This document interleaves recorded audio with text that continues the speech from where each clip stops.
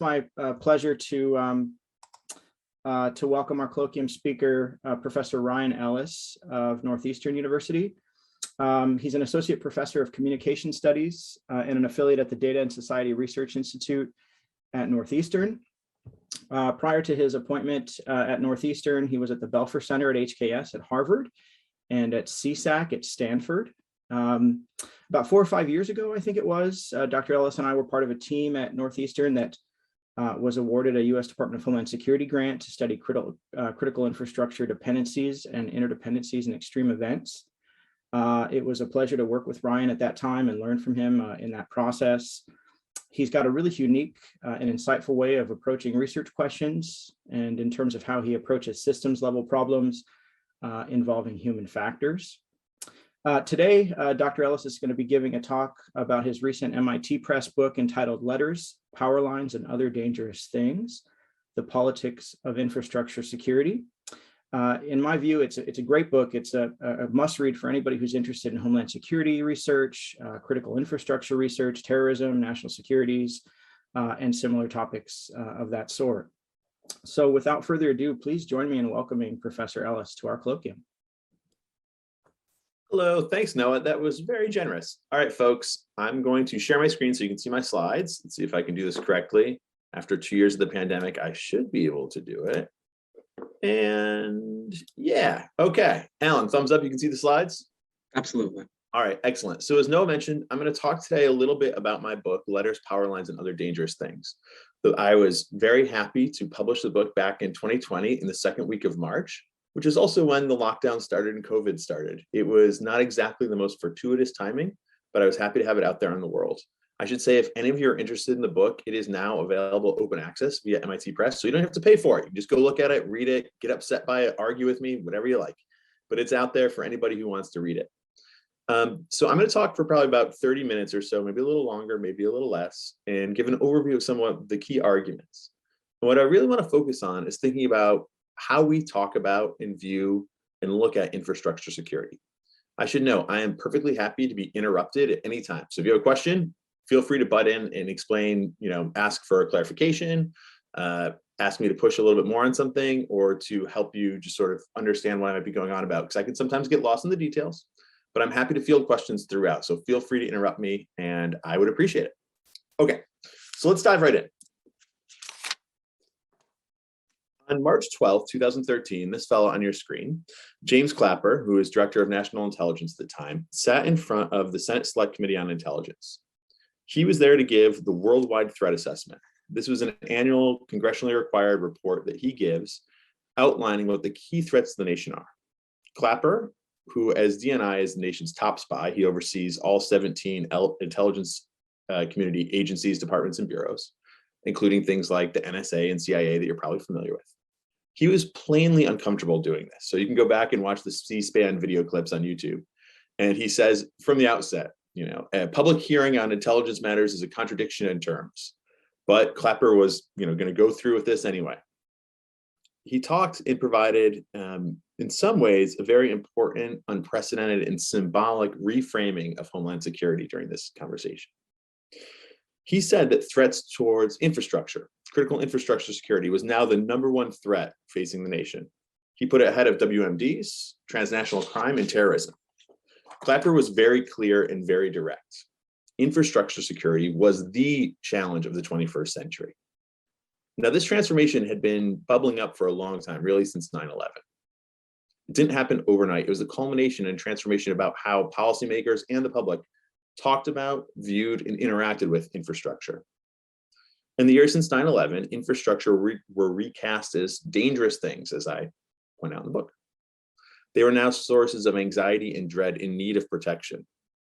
Right after 9/11, President Bush, George W. Bush, made it clear that infrastructure security was going to be a key priority moving forward in this new field of homeland security. The creation of DHS in 2002 was the largest reorganization of the federal government since the creation of the Department of Defense back in 1947. And infrastructure security from day one sat at its center. Now, this focus, the sort of importance of infrastructure security, is now endured through President Obama, President Trump, and President Biden's administrations. It's been a really important and striking shift. going back to perhaps before some of you were even born, back in the mid-1990s, a time I remember very well, but you might not remember so well. Infrastructure security was not something that was front page news, and it was not something that was taken terribly serious by the government.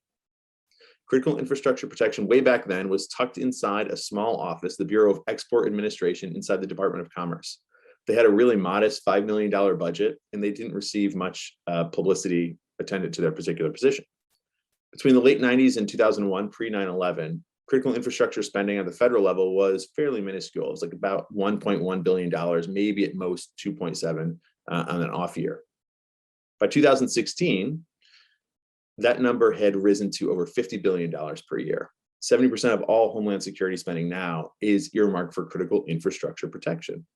And these changes have really left their mark. So I was talking before, some of you joined the call and asking Noah, Professor Dormady, he had recently traveled, said no, and I hadn't either. But back when I did travel, you would see the changes front and center as we all slipped our shoes off, put our shampoo into a little container, and moved through airport screening. The changes post 9/11 around infrastructure security were hard to miss, right? You had TSA agents, for one, right out in front, are checking your ID, checking your belongings as you move through. Now, these are some of like the very visible changes. But there's a lot of other changes that are more subtle in the background that you might have missed. These are regulatory changes, new technologies, and other changes that are more subtle, but no less important. These changes, new forms of security, have reordered and upended how infrastructure operates. And what I try to do in my book is try to make sense of them. Where do they come from? Why do they matter? And in doing so, I'm trying to encourage all of us to think about infrastructure security in a different way. Typically, we think about and ask the question, like, do new security practices work? Are they effective? Do they reduce our risk? Do they enhance resilience? And those are important questions. So I want to be very clear. Those questions matter. They're really important. We should not shove them aside. But in addition to those questions, it's also important to reframe and reconsider, not just do they work, but for whom do they work?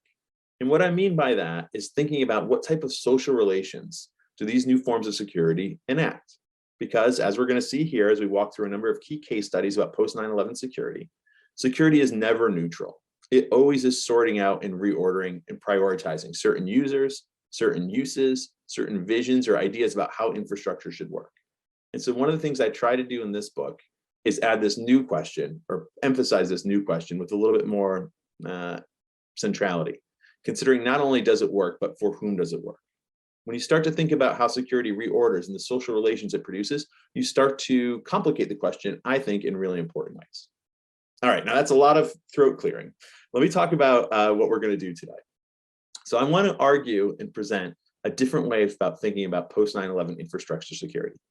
The ways we usually think about it are that infrastructure security is known as security theater. Now, does anyone on the call have an idea or know what security theater is? Let's see here. Michael, I see, or is it, let's see, who could I call on? Is it Michael? If you unmute yourself for a moment, is there a Michael on the call? I think. Michael Rapicelli. Hey, Michael. So what is security theater? Have you ever heard that expression? Do you know what that is? I haven't heard it, but based off of what it sounds like, it kind of sounds like people are granted security based off of other people watching them. Like that's kind of where the security infrastructure comes from. But then again, I could be completely wrong with that. Not completely wrong. Not completely wrong at all. You're right on the money. So it has something to do with here about like the theatrical element of security. Got it. The phrase has been around for a while. Bruce Schneier, computer security guru, uses it a lot.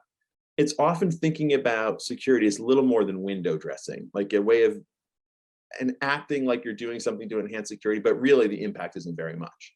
So like a canonical example would be like taking our shoes off at the airport. It's more about making us feel good, right? We're doing something to enhance security rather than actually doing something that might reduce risk. This is one way we often talk about post 9/11 infrastructure security. That's all just sort of security theater. Post-COVID, there was a lot of talk about sort of COVID safety theater when people are sort of routinely like refusing to pass out sheets of paper or wiping down table surfaces. Are those things actually effective at reducing the spread of COVID? Well, as we learn, maybe not that as important as wearing masks or getting vaccinated or being in well-ventilated spaces, but they sometimes might make us feel better, right? So this is like security theater. That's one way we often talk about post 9/11 forms of infrastructure security. Another way is thinking about it through the lens of what Naomi Klein called disaster capitalism. So Michael got the easy one. What is security theater? Who wants to tackle the more difficult one of what is disaster capitalism? What idea might that mean? Anyone want to take a gander? And again, there's no wrong answers here. Ethan, do you want to take a shot at it and take a maybe an informed guess on what disaster capitalism might be referring to? Me, Ethan Walk. Yes, you, Ethan Walk. If you don't mind, and you can always pass. There's, you can always say, nah, but give it a shot. If I had to guess, I'd say it's something to do with companies selling things that make us feel secure, or All right, yeah, something like that. I like it. So that's the seeds of it for sure. It's the idea that post 9/11, a worry around terrorism or disasters of all kind was really just a pretext for companies to sell us something, right? So the powerful get more powerful. It's a way that, taking legitimate fears and concerns, we move forward with new products, new services, and it's a way for companies or maybe even the government to enhance or increase their power. So Ethan, you're on the right track here, just like Michael was as well. Now, these are two ways we often talk about post 9/11 security, right? As the powerful getting more powerful, as disaster capitalism, or as the introduction of like bland and fairly ineffective strategies that might look good on the surface, but actually don't do much to reduce risk. That's sort of the idea of security theater. Okay, I want to complicate both of those narratives with a different idea. Through 3 case studies, one looking at the post office, another looking at the electric power system, and a third looking at freight rail transportation. And what could be more exciting than those 3 cases, let's be honest. By looking at those 3 cases, we see a different sort of thread or strain in post 9/11 politics. And it's one about public accountability. So one of the things I want to do today is argue that post 9/11 forms of infrastructure security in many ways have been trying to claw back some public accountability over infrastructures, which increasingly have been pushed out into private hands. This is a different way of thinking about post 9/11 security, and it challenges some of those earlier additional narratives around things like security theater or even disaster capitalism. And the reason we argue this is when we look at these cases, we'll see it wasn't just policymakers or security gurus that were leading the charge after 9/11 to introduce new forms of security. We see postal workers, environmental activists, city council members, all sorts of folks we don't usually associate or think about as being important in the realm of national security, playing a very important and key role. And what they were doing with varying degrees of success is clawing back some amount of accountability over infrastructures that impact their lives. Okay, so today, in the next 20 minutes or so, I want to walk through 4 key topics.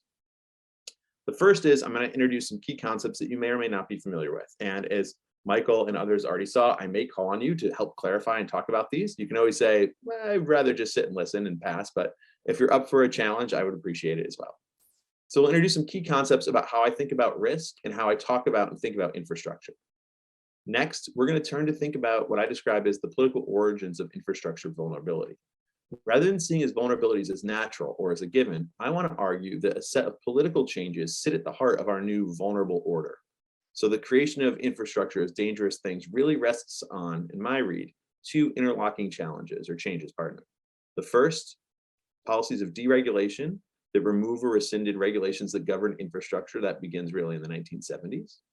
They made and created new forms of vulnerable systems that we're still dealing with and measuring and working through the consequences of. And additionally, the post 9/11 transformation of terrorism infrastructure security into a key governmental concern. Those 2 changes sort of locked together are what produced vulnerable systems that we're now still today dealing with. Next, and the third sort of topic today, I'm going to talk a little bit about infrastructure security after September 11th. Looking again at these 3 cases, post office, rail, and electric power, we're going to think about and talk about, well, how do we make them secure? Not only were they effective, but what type of new social orders or social relations came out of these new forms of security? And it tells a surprising story. Not only do we get good security outcomes in some cases, we also get a more democratic infrastructure. That's a good thing. More public accountability, and the voices of the public really start to come through in new ways. And last, but by no means least, we're going to look ahead. So a lot of this talk is backwards looking to the period between September 11th and today. I want to talk about what comes next. And this is where those key concepts and the arguments and lessons we take away from these stories and these cases are really going to be important. Because infrastructure security as a public policy topic is not going away. I want to provide some conceptual tools and ideas that you all can take forward to your own work and your own analysis moving forward. Because although the threats might look different, the infrastructures might change, these conceptual categories I think are still going to be really important. Sound good? Good enough? All right. So let's start in with our first topic around key concepts. Making sense of infrastructure and making sense of risk. Okay. So when I think about infrastructure, I have three kind of ideas in mind that might be unfamiliar to some of you. I start by thinking about infrastructure as a socio-technical system. I think about infrastructure as relational, and I think about infrastructure as historical configurations. But before we get to all that, I'm going to need some brave soul to provide a definition of what infrastructure actually is. So who wants to give us an example? You can start by giving a definition or an example of what infrastructure actually is. And if we don't get volunteers, that means I get to call on folks. So feel free to unmute yourself and share either an example of infrastructure, not one of our three cases, or a working definition.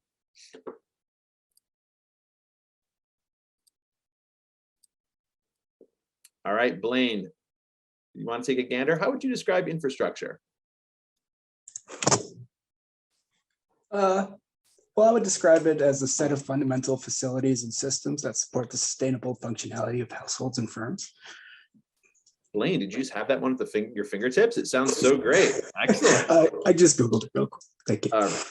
So Blaine, can you give me an example of an infrastructure? One that maybe you used this morning? Power lines or electricity. So electricity, transportation. When I think about infrastructure, the word that sticks out from Blaine's Googling, which is very helpful, so nice quick Googling, Blaine, is fundamental.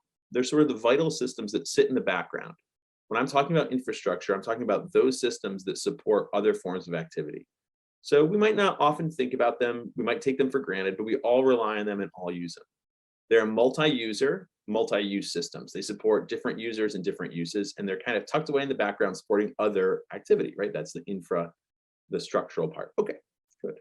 Now, when I think about infrastructure, often things like transportation systems, electric power, they come to mind quickly. And those are examples that are great. But I want to talk about the concepts that we can work through to make sense of infrastructure as analytic categories. And this is where the three that I have up here on your screen, socio-technical systems, relational, historical, are really important. So let's quickly just walk through what I mean by this, because it's going to ground a lot of the analysis that's going to come. So when I say infrastructures or socio-technical systems, what I really mean is that they're more than just hardware or software, right? They're social and technical systems interlocked. So one good example is thinking about the electric power system. So there's lots of ways you can describe the electric power system. It's 180,000 miles of high voltage transmission lines that crisscross the nation. You could say it's 2,000 utility scale generators that are helping power us using all different forms of energy to keep the lights on for all of us in our offices and our homes. It might be a mix of substations, transformers, fiber optic cables, and computer networks. And all these things are part of the electric power system, but it's not only that, right? The electric power system is also a $390 billion industry. It's a world of complementary organizations. And one of the really fun things about writing this book, and there were fun things, I admit, it wasn't all just hard work, is finding out all the different interest groups that cling to these various infrastructures. So when you start to dig in, you see that although a lot of us might take for granted electric power or freight rail transportation or our sewer systems, there's a whole world of people that do not take it for granted. It's their livelihood, it's their everyday working life. And so when you start to poke at something like the electric power system, what you see here is that it's a world of equipment manufacturers selling high voltage equipment. There's the world of people who make and sell envelopes that your utility bills come into. It's a world of users, public utility commissioners, standards organizations, and others as well. It's not just a hardware or technological system, it's also this larger social system. It's a world of formal and informal rules that govern how it operates. It's thousands of workers and quite literally millions of users. Decades ago, the cultural historian David Nye described electric power as a system where someone owns it, some oppose it, many use it, and all interpret it. I really like that. It starts to get at this idea that electric power isn't just a thing that lives out there in the world. It's an active topic that we all often are not just thinking about and using, but interacting with in these different sorts of ways.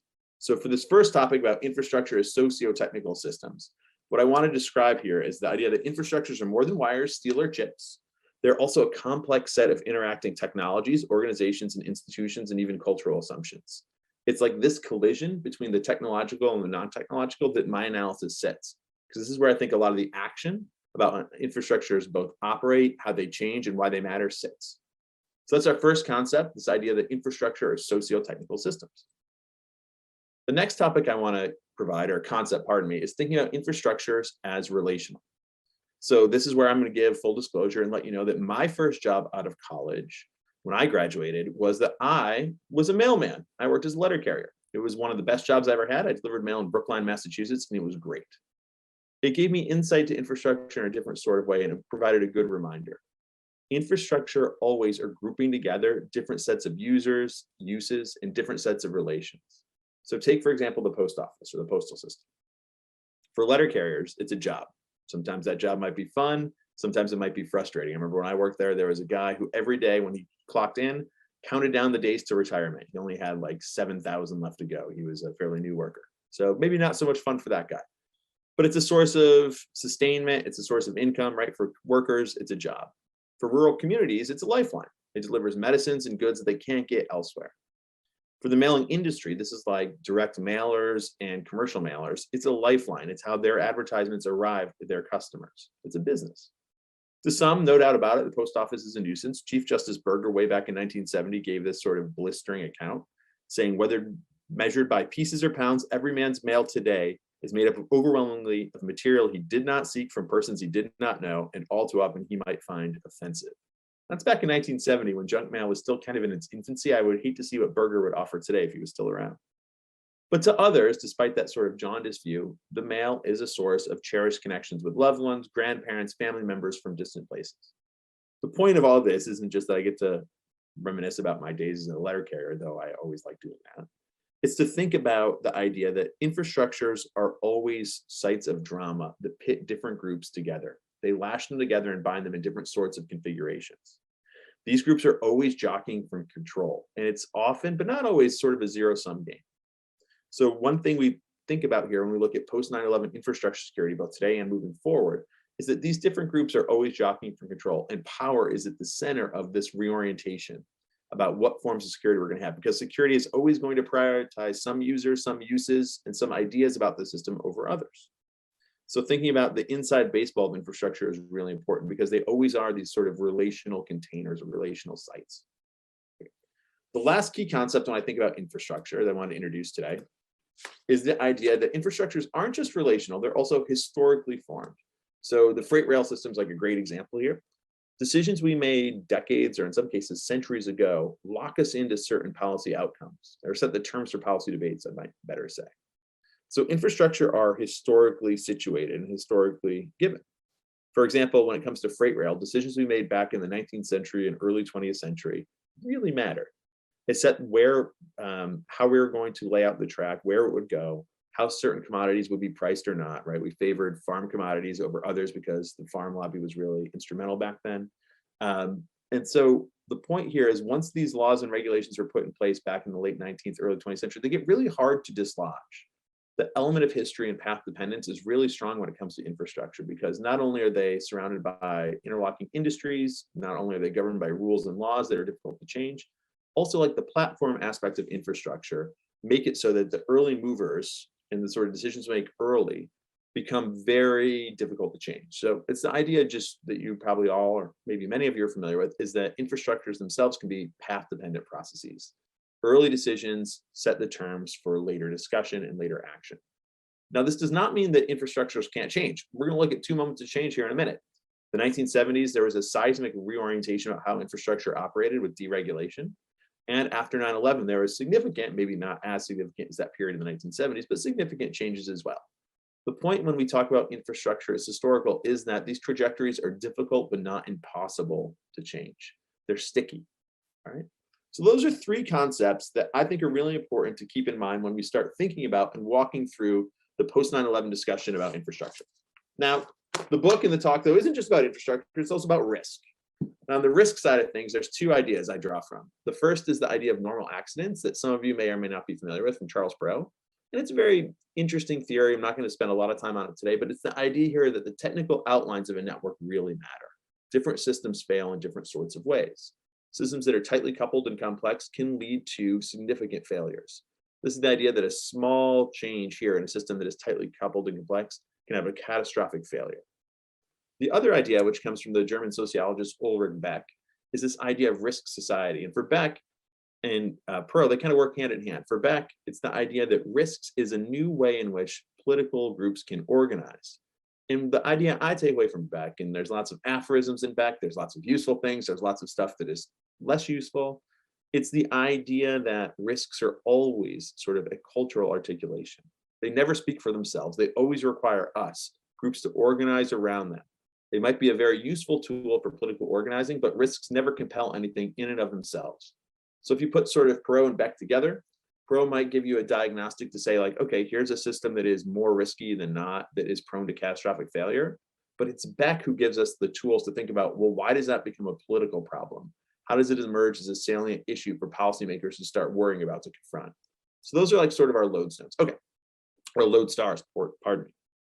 So now in the next like 10, 15 minutes, I want to talk briefly about the meat of the book, which is, okay, looking back in pre 9/11 and after 9/11, how do these systems become dangerous and what do we do about it? The first part of the argument here is the idea that political choices we made really starting in the 1970s created new possibilities for catastrophic failure, and that the reframing of terrorism and critical infrastructure protection as a security concern made those changes legible in a new way after 9/11.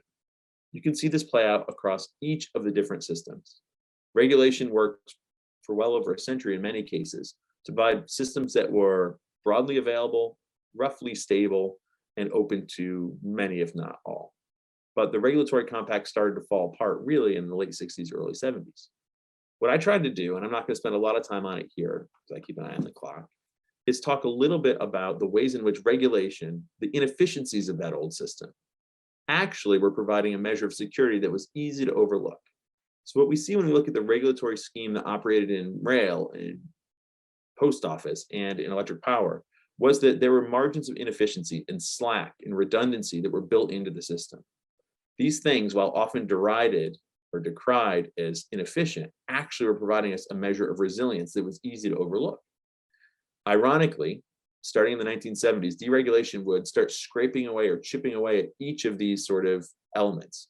Inefficiency became enormously significant. It was a problem in the move towards the market, the removal of price and entry regulations, regulations that governed who could provide infrastructure and on what terms and at what price. When they went away, the systems got leaner. They became more efficient. That's a good thing. However, it also made them more brittle and prone to failure in new sorts of ways. So this political restructuring of deregulation unwittingly created new forms of catastrophic harm. And you can see it across each of the different infrastructure. When we talk about the post office, for example, the old regulatory model contributed to a distributed system with post offices spread out across the nation, where the work of sorting the mail was done over and over again in a redundant fashion by workers, just like the ones you see here on your screen, working by hand to sort mail through what they called the peek and poke method. This meant letters would be sorted throughout the system, and post office, while some are more important than others, were largely a distributed network, a distributed system. We talk about electric power, the system of regulation that was built up really starting after the 1920s, in many ways had similar echoes. It was a system of distributed control. Vertical monopolies controlled electric power, and they were loosely conjoined at the edges. These systems, which combined generation, distribution, and transmission under one roof, were autonomous in some ways, but they were loosely connected at the edges for backup in times of crisis or in times of need. They also, because of the sort of model regulation operated, poured enormous amounts of sums of money into upholding in these services. That meant investing in things like computer equipment. As you can see here, a picture for a GE computer engineer. The electric power industry was one of the first and largest consumers of commercial computer equipment. They were buying customizable computer equipment back in the 1950s and 60s before other industries had readily computerized as well. So this was sort of a product of the particular regulatory scheme as it operated. You get these sort of model, a world of sort of network of networks, to borrow the description we often have of the internet. Those are the vertical utilities operating. And you also get investment in equipment and services, because that was the way they often padded their rates, but also invested in innovative services. And when it comes to freight rail, you see something similar. And I should add here, the system wasn't just, it wasn't just that these vertical monopolies were interesting from perspective of like local control. It actually was helpful.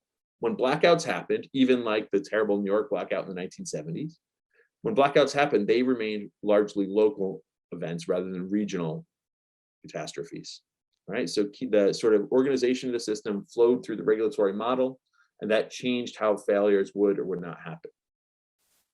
When we talk about deregulation, though, things are going to change fairly radically. So deregulation has a lot of different causes. We could walk through them if it's helpful. But really beginning in the 1970s, there's a shift. And it's not just Democrats or Republicans, it's pretty much everybody starts to see that there's real downsides to this regulatory model. And we start to move towards competitive markets. When we're talking about, for example, the postal system, it's an enormous crisis. In the 1960s, the post office basically stopped working. In Chicago, you get tractor trailers filled with mail clogging the streets because they simply can't process it. The system breaks down completely. As someone who is a historian of the post office and loves reading about it, you see like there's this recurring meme or theme that happens whenever the post office breaks down because there's too much mail. Somebody, inevitably, either the postmaster general, a local official, suggests, why don't we burn the mail? And sure enough, in Chicago in the mid-1960s, when the postal network breaks down, there are calls to start burning mail so they can sort of quote unquote restart the system. This is a terrible idea. Don't burn mail. That's not how you want to restart the system. But it was a symptomatic failure, and it led eventually to reorganization. One of the few things that could bring Republicans and Democrats together, including at the time President Richard Nixon, was this idea that postal reform was a necessity. So the Postal Reform Act of 1970 transforms the old post office department, which had been overseen fairly directly by the executive branch in Congress, into the United States Postal Service, a quasi-independent government agency. The idea here was that managers would have more autonomy to invest in things like automation, hence the picture of automated sorting machine on your screen, and that they would define the network in new sorts of ways. The upshot of all of this was it opened up parts of the network to competition as never before. Everything essentially except the last mile becomes competitive. And automation becomes incredibly important. The postal network now is organized around these dense processing hubs, easy for me to say, around 230 of them that are going to essentially process all the mail that we all send and receive. So deregulation transforms sort of the material outlines of the network, and it also makes certain players much more powerful. Commercial mailers now have essentially a veto over postal policy. When it comes to transportation, reorganization also was saving essentially a dying industry. By the 1970s, the freight rail industry was on its last legs. Railroads were going bankrupt left and right. Return on investment was down below 2% in some cases. It was a disaster. Regulatory reform or deregulation saved the rail industry through a series of acts culminating in the final act in 1980, as well as actions taken by the Interstate Commerce Commission, essentially is going to do away with the old regulatory system. Now, the old regulatory model, the way it worked, was that regulations were designed to keep an expansive network operating. So when lines merged, a strong line and a weaker line would merge together, they would keep all the tracks. So the idea of you didn't want abandonments, you wanted to have a very redundant, large, expensive track. Additionally, there were rates that were largely non-competitive that would place surcharges on certain categories of products.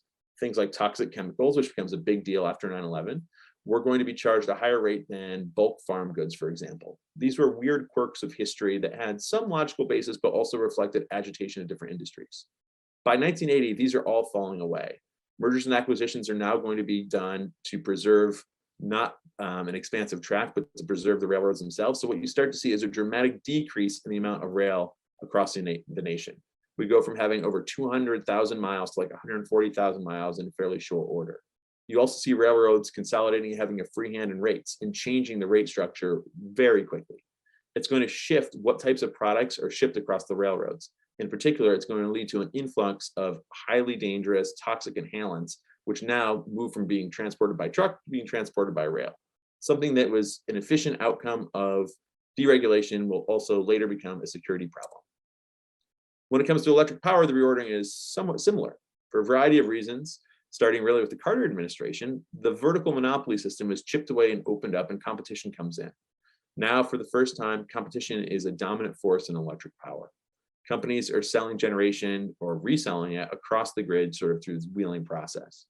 This changes a lot of things. How control operates, we go from having these very different vertices at vertical control who operate the electric power system to having essentially regional organizations known as ISOs or RTOs that are playing a key role in governing how the system operates and doing things like load balancing.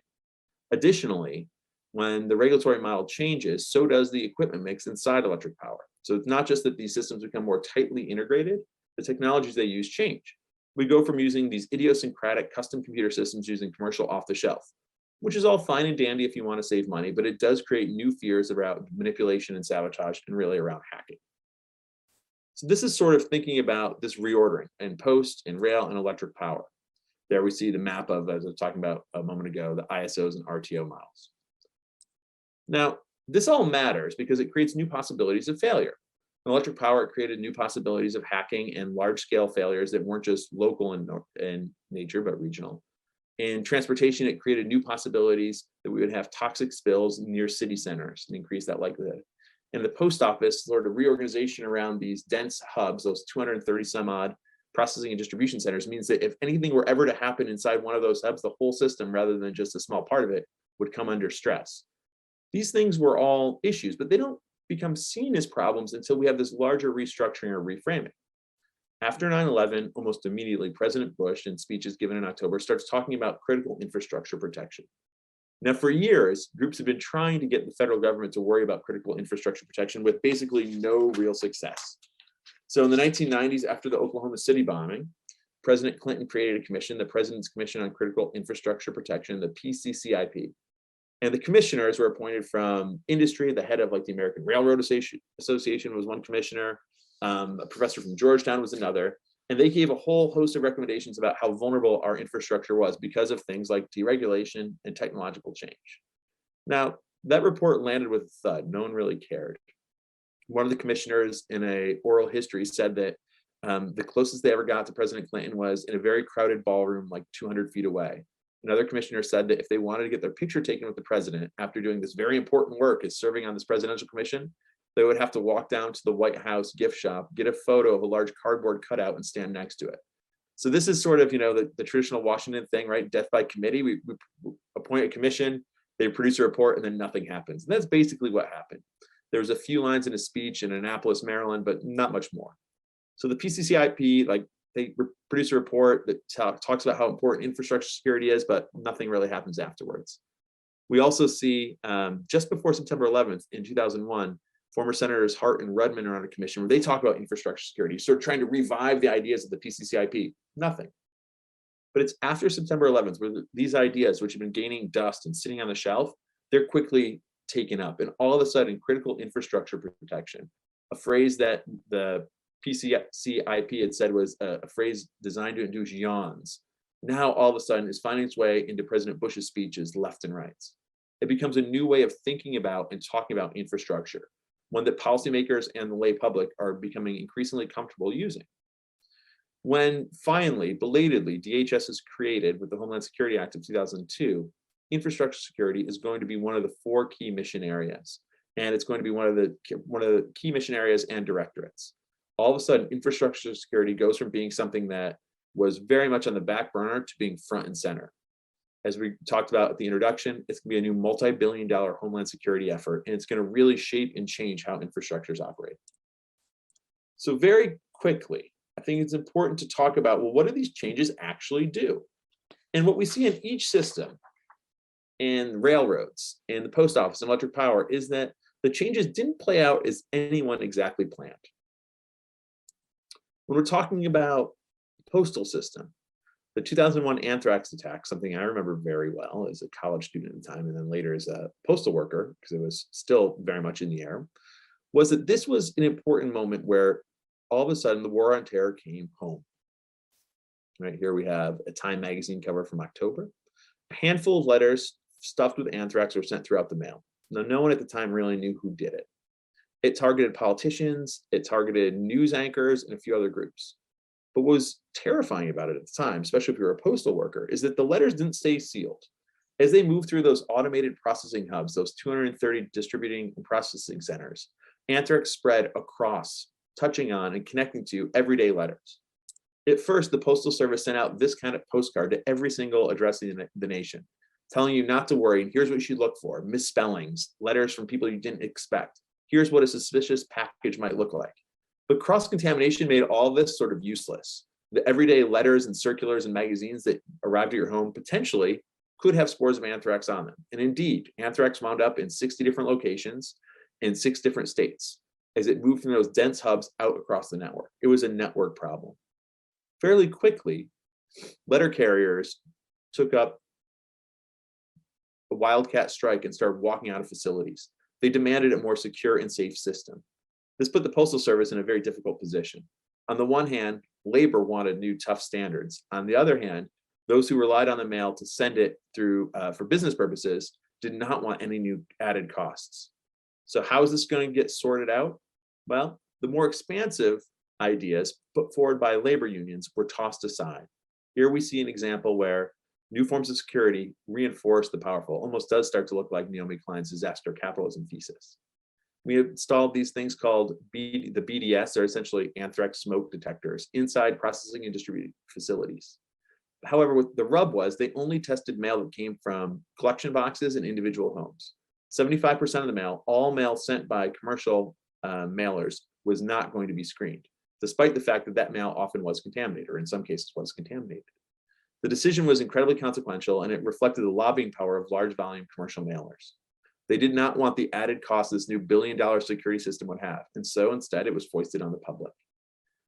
American Postal Workers Union, one of the largest postal unions, was furious. They had hoped and they thought that perhaps the redefinition of the postal network as a site of danger would give them a leg up, a way to advance their own agenda, to have a seat at the table when it came to setting postal policy. For a moment it did. They were named to the Mail Security Task Force and they got sort of the ear of the Postmaster General. But in the end, ultimately, new forms of security did not embrace their sort of desires. When we look at the other cases, though, when we look at the other cases, we see something different. When it comes to freight rail transportation, we see that indeed, new forms of security are able to introduce new forms of public accountability. So in 2000, before 2001, Greenpeace activists broke in, and I use the term broke in very loosely, a chemical facility, transportation facility in Louisiana. And they were there to show how lax security was. Nobody cared. Their sort of stunt fell without garnering even much headlines. Fast forward after 2001, all of a sudden we have then Senator Joe Biden describing shipments of chlorine as, quote, rolling weapons of mass destruction. Greenpeace, Friends of the Earth, are able to build a new coalition around terrorism to advance their aims. The DC City Council, the state of Ohio, and many others join them, and it's starting to adopt model legislation that's going to enact tough new security requirements on how these chemicals are shipped across the nation. At first, the Department of Transportation is reluctant or even skeptical. However, through steady activism at the federal and local level and through the courts, they win gains, successive gains, and they enact eventually tough new regulations. These regulations are going to reshape how the rail industry operates. It gave local authorities a greater insight into what was being shipped through their communities and a greater say. This is sort of what public accountability looks like.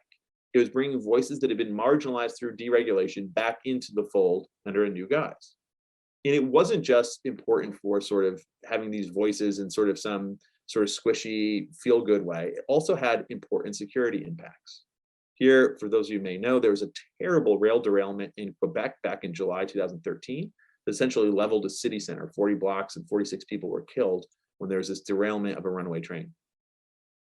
Well, what was interesting was that the gains made by the environmental groups after 9/11 were elastic. After this derailment and one the following year in Lynchburg, Virginia, new forms of chemicals, in this case crude oil, were added into the mix as well. And so what you start to see here is the gains they won back in the mid-2000s or early 2000s are providing the basis for a new way of thinking about how we regulate transportation, not just around safety, but security. It provides elastic enough to incorporate new forms of chemical and even new sorts of risks. The final case, when it comes to electric power, it tells a similar story about how groups that had been sort of marginalized and set to the side are able to win back some authority and power over how these systems operate. But here it's not environmental activists and city council members or even workers, it's sort of government bureaucrats. So as some of you may know, the worst blackout in US history happened way back in, oh no, I lost my dates. When was the blackout? Oh, I can see here, 2003. I remember I was sitting on my couch in Boston when it happened. It was not a it was not a local blackout, it was a regional blackout. Cut across a number of states, 50 million people lost power, including folks in Canada. A small problem that I believe started in Ohio spun across the nation. This led to a revisiting of how electric power would operate. Now, for years, the electric power industry had looked at deregulation and wanted some basic minimum standards, but they could never get it. NERC, which is the North American Electric Reliability Corporation, had put forward model legislation with the Edison Electrical Institute and a lot of key utilities. Time after time again, they would show up on Capitol Hill and testify in favor of this model legislation, but it can never get adopted. They wanted to give the industry binding power to regulate how these companies operated, some minimum security or reliability standards. but it would never get off the ground. It was only after this blackout that terrorism oddly provides the impetus to get that legislation passed. So there's a joint US-Canada task force. See their not very exciting cover here on your screen.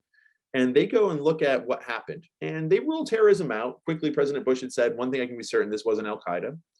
And they see, though, that there are security vulnerabilities lying in waiting. The close integration of electric power systems and the adoption of standard computer networks and computer software programs throughout the electric power system created new possibilities of failure.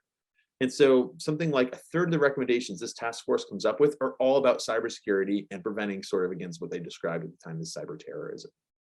What's really interesting is that finally, the recommendations that have been bouncing around Washington since the late 90s actually are enacted as part of the Energy Policy Act of 2005. And they give now some real teeth to how electric power is going to operate. Now, industry at the time hoped this meant they could go off on their own and write their own regulations and be left alone, sort of a self-governing cartel. It didn't work out that way. FERC, the federal regulators, used their what looked like limited power on paper to actually enact really tough standards, and standards that got tougher and tougher through successive years. It's another story where we see regulations reacting to the problems of not only terrorism and security, but decades of regulatory reform. And here, just like in transportation and the shipment of toxic materials, they're clawing back some public accountability. So these cases, the cases of cybersecurity standards, of toxic material shipments, tell us a little bit, a different story about post 9/11 security. It wasn't just about the powerful getting powerful, and it wasn't just about security theater. It actually is about new forms of public accountability that enacted important new shifts. Now, all right, you might say, this is all ancient past. Thank you for the history lesson, but what does that mean for today and tomorrow? Well, it actually means quite a lot. Infrastructure security is going to remain a key topic. Just a few weeks ago, we had protesters in Canada and Ottawa shutting down infrastructure impacting the United States, as certainly throughout Canada as well. Additionally, as the events in Ukraine continue to unfold sort of moment by moment, DHS has a new sort of a new slogan, Shields Up, which I think is a Star Trek slogan. Am I right? If there's any other sci-fi nerds out there. Alan, is it a Star? Noah, you can out yourself. Is indeed? Yes, it's a Star Trek slogan. I believe it is. It's the idea here that we're worried that cyber conflict and conflict in Ukraine might spill over to our own domestic networks, a replay of what happened just a few years ago with NotPetya. NotPetya was the ransomware that wound up disrupting commerce across the globe in the most destructive and costly cyber attack in history. Maersk, the global shipping giant, essentially had to ground their ships as their equipment became useless in the face of this. People worry, and that was something that happened between Russian conflict with the Ukraine just a few short years ago. Something similar might happen now. The point is, when we think about infrastructure security, those ideas, the idea that infrastructure is socio-technical, it's relational, historical, are always going to be at the forefront. The idea that risk isn't just something material related to the structure of the network, but also it takes cultural work to make the risk count and to shape how it's going to be built into these systems. Those ideas are going to play out in the next coming decades, no matter what conflict we're talking about when it comes to infrastructure security. And so I want to leave you just with two ideas that are very simple, but I think very important. The idea that security is never something inevitable. It always takes hard work to make security. Additionally, security is never neutral. It's always going to sort out different users, different uses, different visions of what a system can be, prioritize some at the expense of others. And so as you study infrastructure security, as you think about it as policymakers, budding policymakers, or technologists, these ideas should always be close at hand. And as we add to the question of, does it work? For whom does it work? I think is incredibly important. All right, those are my long-winded remarks. I think I hit time. Alan, did I hit time? Was it too much or just right? Well, the dice. You did great, to be honest. Hey, just right. Okay. I'm happy to talk about any questions you have, anything that was unclear. Yeah, so that concludes my prepared remarks, and I'm happy to take any questions you might have. Thanks for having me.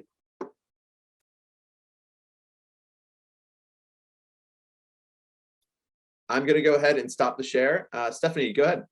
Or Stephen, I'm sorry. It's Stefan. It's not your fault. I can't get the I was accent wrong on here. twice. Yeah.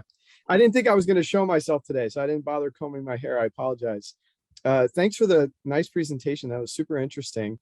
I kept going back to something you said earlier, and I'm wondering if there's a take-home point that I missed, but you spent some time establishing the importance of 70s deregulation.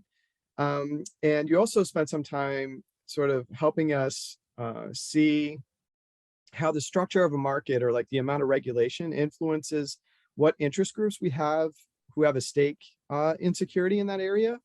And I was just curious if in general, and this is me being super simplistic or maybe elegant or something, but do you think that deregulation changed the configuration of interest in such a way that we were more likely to try to address these risks in 2001, 2, 3, whatever, in general, or do you think it's just highly contingent? No. So first off, I like that you said elegant rather than simple. Yeah, that is an elegant question. So I think the point here that to drive home, Stefan, is the idea that the move towards the market, right, the removal of the regulatory controls, it not only empowered certain interest groups, but it did make it both more vulnerable and harder to address these security problems. The sort of low probability, high consequence events just aren't priced into the market, right? They certainly weren't pre-2001.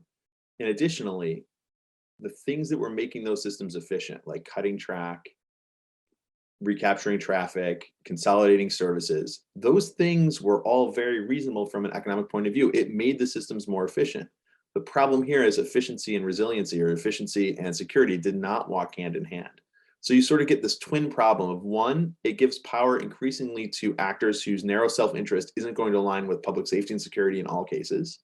And two, it sets the system up for new types of failures that are really hard to address through market means, right? The idea, take the post office, right? They were worried about anthrax well before 2001 because it was something that protesters would often send baking powder through the mail and say it was anthrax. And it was like a big problem because every time someone opened one of these letters, they would get terrified. They didn't know what to do. And so anthrax was on their radar. But the way they treated it was they would tell people to go wash your hands and call the FBI and basically don't worry about it too much. After 2001, though, they can't really ignore it in the same sort of way, and then start spending billions of dollars so that every time one of these hoaxes happens, and at the time the head of the Postal Inspection Service calls them weapons of mass disruption, they have to know for certain right away, is it actually anthrax or something else? And so the point being here is some of these problems were somewhat on people's radar, but the structure of the market made it very difficult to take them seriously. And it required new public interventions after 9/11 to both elevate the risks, to see them in this new way, and to address them in ways that the market fundamentally would not address on their own. So you had an elegant question. That was not an elegant answer, but hopefully it addressed some of your points.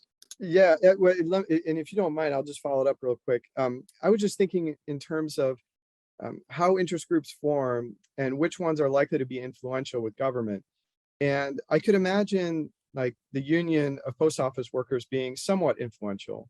But I could also imagine firms with profits at stake who are already organized, not like environmentalists, right? But firms with profits at stake having great access to lawmakers and being able to communicate these sorts of risks really effectively.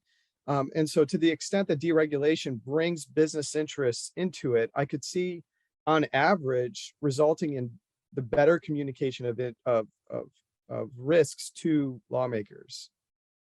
Yeah, that's a good point. I think freight rail is like a good one because it's never just like not never, but it's not just like there's labor and then there's like business.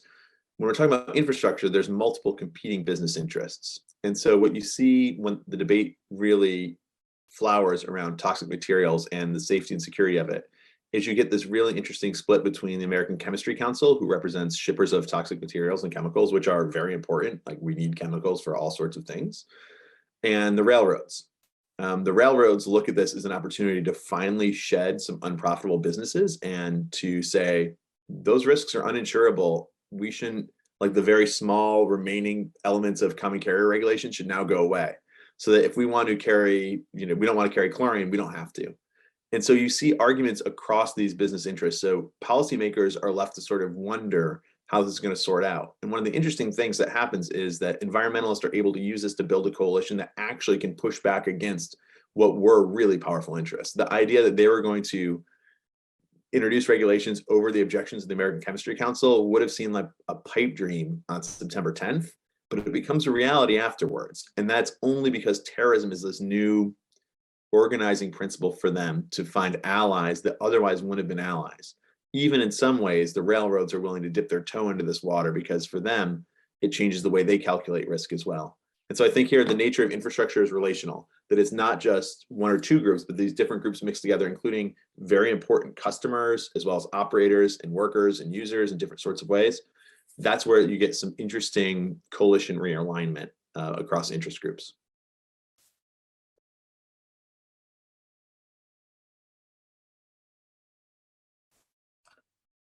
You know, Ryan, in response to Stefan's question just a minute ago, I'm just reminded of even Tom DeLay, and that you mentioned the Energy Policy Act of 2005. He was a big proponent of that. And, you know, as you know, emails came out that exposed his relationship with Enron at the time, right? Yeah. So these coalitions were quite front and center at the time.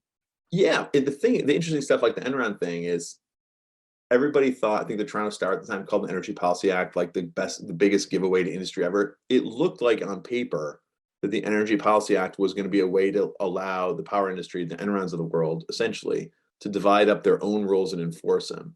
The real like irony and surprise there was that when they were actually put into place, federal regulators took what looked like really small powers and actually used them to define and craft these regulations in ways that actually went against what the industry wanted. They were tougher than what the industry had really wanted as well. So when you get in the weeds, you see those interesting ironies and stories. But you do get a chuckle to see like repeatedly the testimony of Enron affiliated folks in good standing pre-scandal. It's like, ooh, I think I know what's coming here. We're not going to necessarily want to take their advice for too long. But, you know, so I see Kylan has a question and Matt has a hand up. So Matt, do you want to go first? And then Kylan, and my apologies if I'm mispronouncing names, I could address your question as well. Sure. So just a quick question on the recent infrastructure bill. What kinds of things did that infrastructure bill address in terms of infrastructure security and risk? And what industries or what infrastructure systems do you think weren't addressed? And what do you think we should be looking for in the future? Yeah, I mean, I think one thing to think about now is like, yeah, it finally was infrastructure week. After all those years of promising, we finally had an infrastructure week and we got the bipartisan bill. There's more to come on infrastructure. On the chip side of things, there's going to be more to come as well. So like what was addressed and what was left out is like a really good question. One thing I would add is the postal example really drove home a point for me to remember that these systems are fundamentally powered by people. And so like the security and health of workers is also infrastructure security. Like you can't really divide the two up. And so think about things that were left out, thinking about policies and practices that enable workers to be healthy and secure is actually an investment in secure infrastructure. So we got a lot of money. And again, this is like not my close read as I'm, you know, on sabbatical, not looking closely at the new bill, but we got a lot of money for fixing physical infrastructure, which is much needed when it comes to water and roads. Like that stuff is very important. I think the things that haven't been passed yet or may never be passed, the Build Back Better aspect of things and social infrastructure actually are also really important. That if you don't get that second piece, that actually you're missing some security stuff as well. So that's sort of my arm's length argument. But one thing like coming out of my work would emphasize on the socio-technical side is that actually like investment in physical systems alone is never enough on the security side. You also need to invest in people and keep them healthy and safe and staffed. Otherwise, your security investments might be lost in the wash. Okay, Kylan, your question. I'm going to read it out for folks who haven't seen it. What sort of path-informing decisions happening currently do you expect will shape infrastructure in the years to come, especially when it comes to thinking about renewable energy generation versus coal? Super good question. Thank you for offering it. The path-informing decisions we see now certainly are going to be consequential because that's how it works. Right now, I think as we think about infrastructure investment, Matt's question was right on the money, but we also see certainly how COVID is or is not going to reshape infrastructure. So I'm like very curious about how COVID policies might reshape how some infrastructure operate when it comes to, for example, things like data sharing and the health space. Is it going to lead to better data and information sharing? This is like one of my ongoing NSF projects is looking at COVID data. So that's front of mind. And we don't know how it's going to play out, but one thing we can be sure of when it comes to infrastructure is like decisions we make now will be consequential. And so this looks like a moment where we might reform data sharing and data standards, or we might miss the opportunity. It does look like a real opportunity to reform how CDC and Health and Human Services collects data and shares data at the state and federal level, but we might miss it. Areas of renewable and coal, also incredibly consequential. Are we going to see serious investments in green energy? I think yes. I think we already have seen some and we're going to see even more. and those decisions will be consequential as well. The point being here is that decisions when it comes to infrastructure are always, or very often, because of the nature of the thing, path dependent. Choices we make today lock us into future situations that get harder to shift. And keeping that front of mind is really important, whether you're interested in security like me, or things like green energy and other topics which are equally or maybe even more important as well. So thanks for the question, Kylan. Hope that was useful. Ryan, I'm mindful of the time, and I just want to say thank you to everybody who came. Ryan, can I say that anybody who has any additional questions can follow up with you directly by email? Yeah, of course. So here, I'll put my email in the chat. If you don't have it, drop me a line. I'm on sabbatical, so that means You'll answer the email. it means I'll answer email. Yeah. I don't have students beating down my door right now, which is nice. So I can answer email. Take a look at the book. Like I said, it's open access. So if you're interested and want to see more, you can like highlight all the things you think I really got wrong, or occasionally when I bump into a good idea, you can maybe emphasize that one too. So take a look at it, and it was my pleasure. Thank you, Ryan. Thank you so much. Just a quick bit of programming announcement for those of you who aren't on our email list. Next week, we'll have Dan Gingrich from our engineering college presenting, another great guy, one of my favorite people here at Ohio State, a newer faculty hire. So I encourage you to come next week to hear Daniel's talk as well. Other than that, guys, have a great week, and I look forward to seeing many of you on campus. So thanks, guys, for coming. Thanks, everybody. you.